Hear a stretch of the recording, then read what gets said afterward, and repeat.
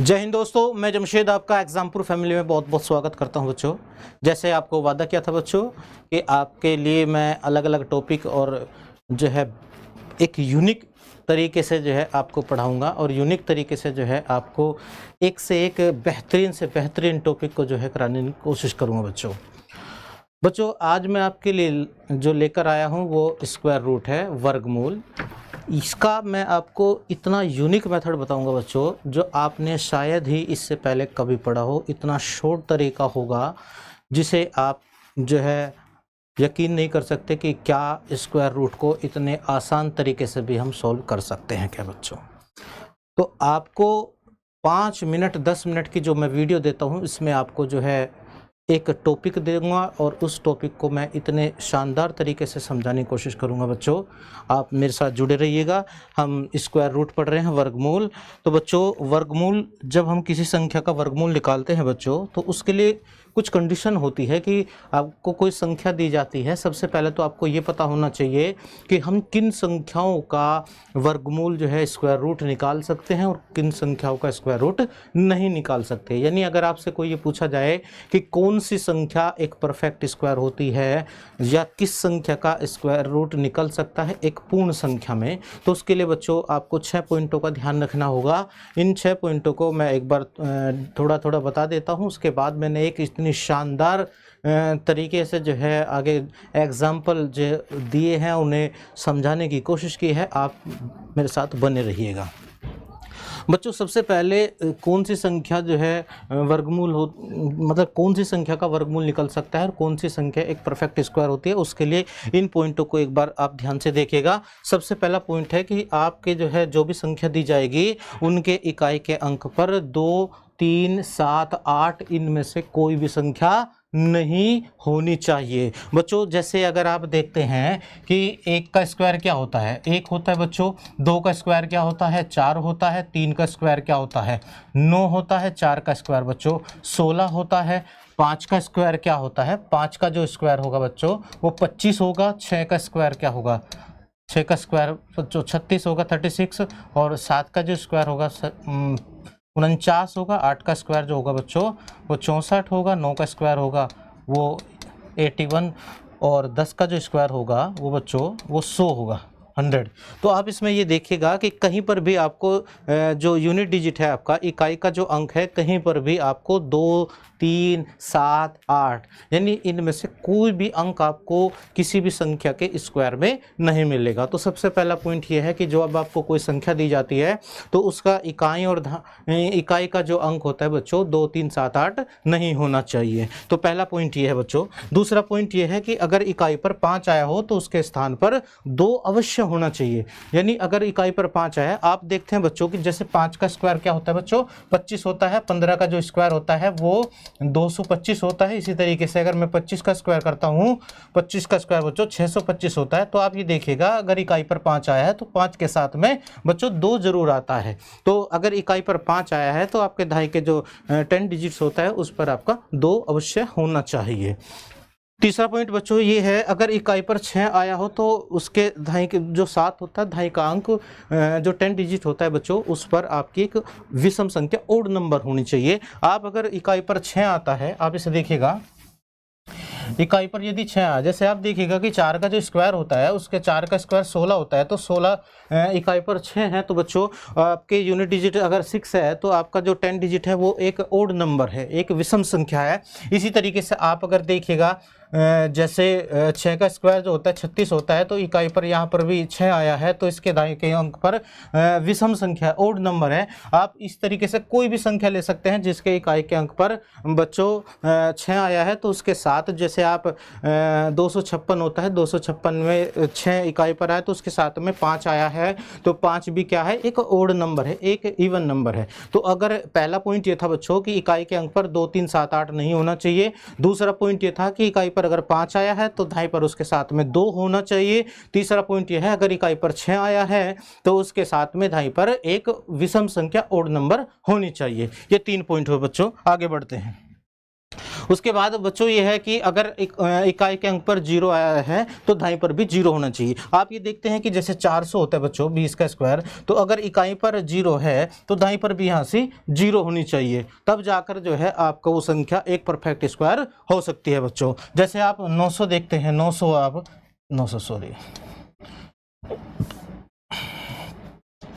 तो 900 में आप ये देखेगा अगर इकाई पर 0 आया है, 0 आया है यूनिट डिजिट, और उसका जो है दाईं का अंक जो 10 डिजिट है वो भी बच्चों 0 ही है। ऐसे ही आप देखिएगा 1600 में भी क्या है, अगर इकाई पर 0 है बच्चों तो दाईं पर भी 0 होगा, तभी वो संख्या एक पूर्ण वर्ग संख्या हो सकती है बच्चों। तीसरा पॉइंट बच्चों, ये चौथा पॉइंट था बच्चों। पांचवा पॉइंट ये कहता है कि अंकों का योग 1, 4, 7, 9 होना चाहिए। आप किसी भी संख्या का जो है स्क्वायर करते हैं और उनके यूनिट मतलब आप उनके डिजिट जो होते हैं उनका अगर टोटल करके देखते हैं बच्चों, या तो उनका डिजिट का जो सम आएगा वो 1 आएगा या 4 आएगा या 7 आएगा या 9 आएगा। जैसे आप इनका भी देखिएगा कि इनके डिजिट जो सम होगा वो 4 आ रहा है, इनका कितना आ रहा है बच्चों 9 आ रहा है, और इनका कितना आ रहा है 7 आ रहा है। ऐसे कोई भी आप अंक ले लीजिएगा, जैसे 25 देखते हैं तो 5 और 2 कितना हो जाए 7 होता है। आप 16 देखिएगा अंकों का योग कितना होगा 7 होगा। आप 36 अगर देखिएगा 36 अंकों का योग कितना होगा बच्चों 9 होगा। तो आप जो है 2 का स्क्वायर 4 करते हैं तो 1 का स्क्वायर कितना हो 1 होगा। तो अंकों का डिजिट का जो सम होगा बच्चों वो 1 होगा या 4 होगा या 7 होगा या 9 होगा। लास्ट पॉइंट बच्चों ये है कि इकाई और दाईं का अंक 1 से 24 तक किसी भी संख्या के स्क्वायर में आना चाहिए। यानी अगर आप कोई भी संख्या का स्क्वायर निकाल रहे हैं बच्चों तो 1 से लेकर 24 तक के संख्या के वर्ग में, 1 से लेकर 24 तक के किसी भी संख्या का वर्ग जो है वो इकाई और दाईं पर जरूर होना चाहिए। जैसे आप देखिएगा कि जैसे 2209 है बच्चों, तो इकाई और दाईं का अंक आपको यहाँ से 15,000 ये दे दिया आपको।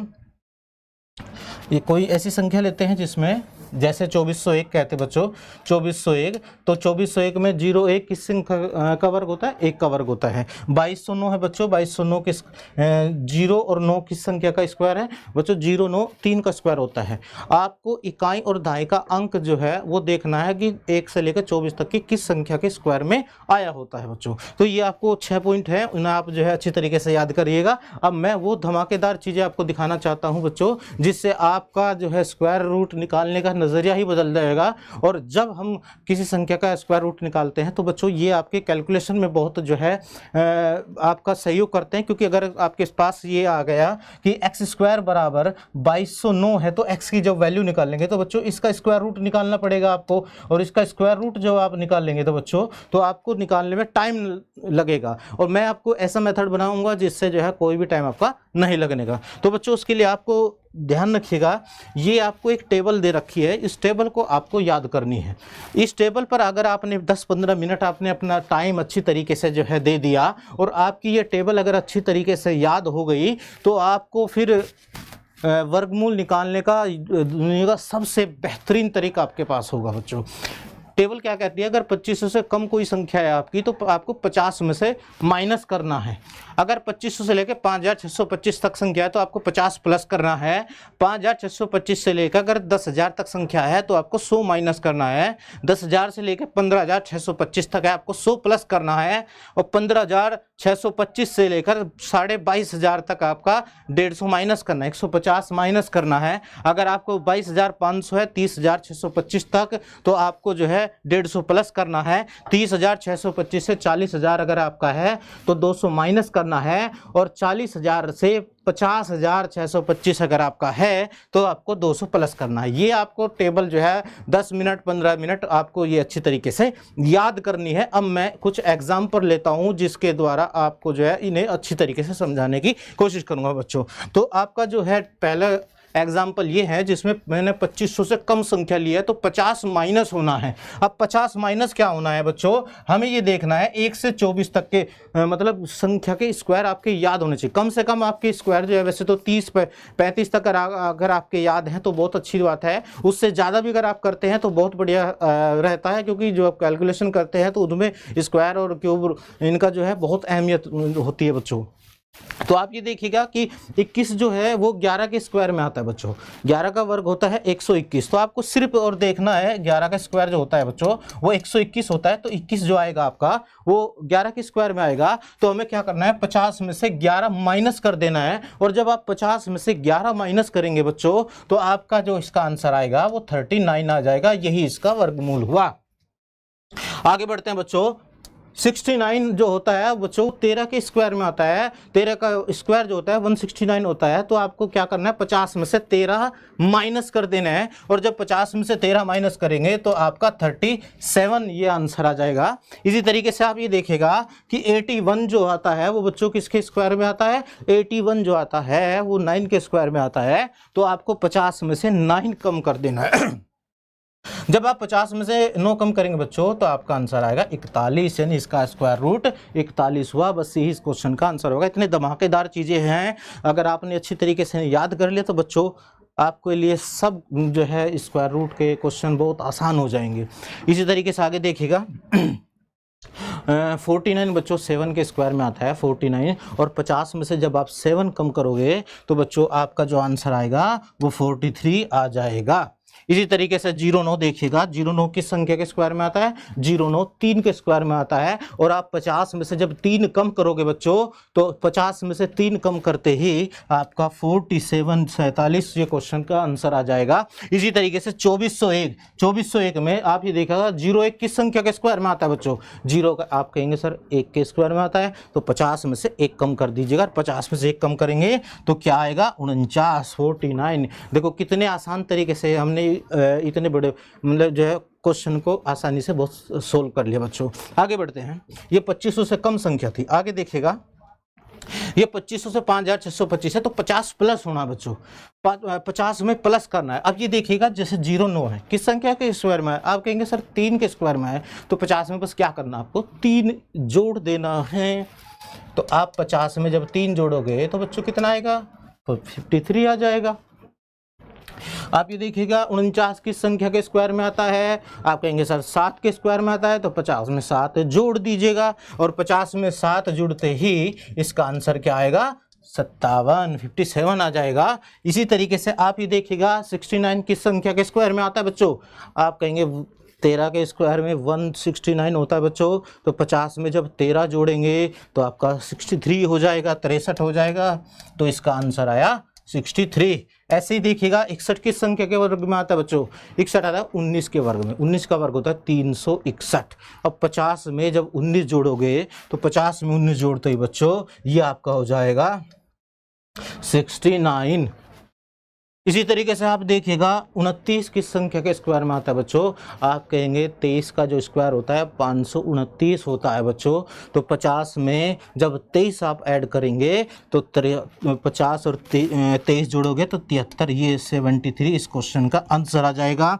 इसी तरीके से बच्चों 89 किस संख्या के स्क्वायर में आता है, 89 जो आता है वो 17 का जो स्क्वायर होता है, 17 का स्क्वायर 289 होता है बच्चों। तो 50 में जैसे ही आप 17 ऐड करोगे तो आपका जो क्वेश्चन का आंसर आ जाएगा वो 67 आ जाएगा। ये इस क्वेश्चन के आंसर हो गए बच्चों।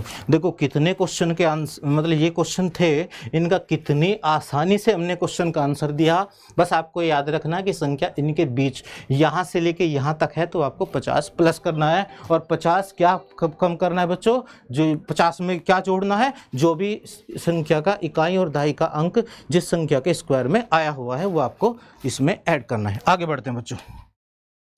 5625 से 10,000 है तो 100 माइनस करना है आपको, 100 में सबका माइनस करना है बच्चों। माइनस करेंगे, देखिए 41 जो होता है वो आपका 21 के वर्ग में आता है, 441 21 का वर्ग होता है। जब 100 में से 21 कम करेंगे बच्चों तो आपका जो आंसर आएगा वो 79 आ जाएगा।